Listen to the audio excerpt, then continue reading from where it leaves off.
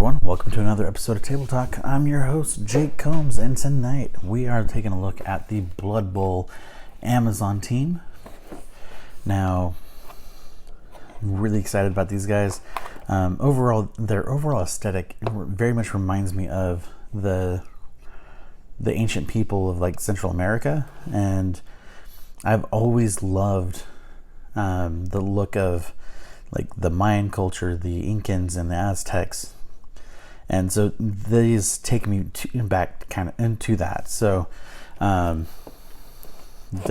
have me excited. I'm really looking forward to trying a team that looks like that, especially ones that fit right in with the Lizardmen as well. Now, this box has been provided by Games Workshop for the purpose of this video today. And as of the date that this video airs, this is available for pre-order. So let's go ahead and get in there and take a look. Now I know normally when you have a new Blood Bowl team like this, there's usually an issue of Spike magazine that comes out. If that is coming out at the same time, we have not been made aware yet. But once this is available for pre-order, you will be able to see that if it is available at the same time.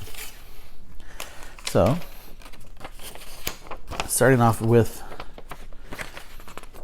our instruction guide, pretty simple. Looks like we have a couple alternative heads you can use for several of the models, which makes sense because typically what we see is that it's two of the same sprue in each box. So let's just rotate that and see if we're right. Yep, so it's two of the same sprue. So that's why we have two heads for each model type. Now, what we typically don't have is with the transfers, it actually has the type of the model type right here for you, so it's easier to identify which one's which on the field. I'm guessing because they're all so similar in overall look, but really wish that all of the teams had this, because I know some of the teams that I have don't have that, and so I have to sometimes double check to remind myself which one's which. And this will come in extra handy if you are somebody that's going to kit bash some other parts on there and deviate from what the models actually normally look like. So that's pretty cool. Now, looking at the sprue itself, I really love their kind of serpentine emblem. Their coin looks very much I want to say Mayan or Incan, most likely, as the base, and we've got some heads or skulls rather that you can put on bases and things like that. Now,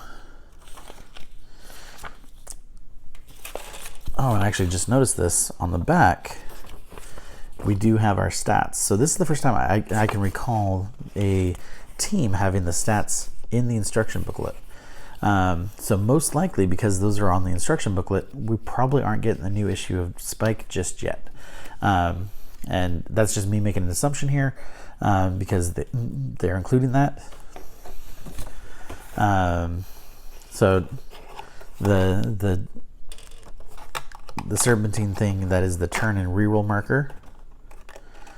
And now two of the ball symbols I just noticed on the box are snakes that have swallowed the ball, which I didn't notice that before. It's like right here we have a snake that swallowed the ball, so we've got a couple of those. Now the overall look of the team is just fantastic. I love the feathers, the scales, the claws. I mean, this team overall, just looking at how they appear, look like they're going to be really agile. And honestly, with the way they're decked out, look like they're there to draw some blood. So I feel like that they're going to be most likely, fast, hard hitting, but they can't take as hard of a hit back. That's my guess without analyzing the stats closely, just based on how they look overall. They seem like they don't look like elves, so they don't have any of the natural abilities there, but they definitely look more athletic than some of the other teams, and with their poses, definitely look like they're more on the agile side. But time will tell when it comes to analyzing the rules. But overall, great looking team. I love the character with the snake going up her shoulders and onto her arm, the Python warrior. Definitely some really cool stuff. I am really looking forward to painting these guys. Now, with their overall snake aesthetic, what you could easily do is with Warcry using the Splintered Fang, you could easily kind of mix and match some pieces, so that way you have a more unique Splintered Fang, or you have a more unique Amazon Blood Bowl team, incorporating some of those details, and doing so you'd be able to proxy them in some way into Warcry or Age of Sigmar.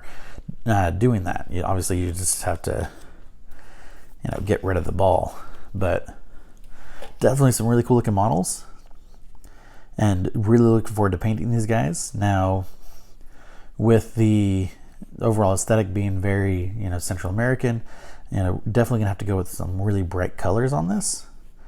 I know that they went with kind of looks like teal and yellow, but like I said, I'm definitely looking forward to building this team and getting some paint on them. But let's go ahead and look at the models. All right, so here's the overall sprue.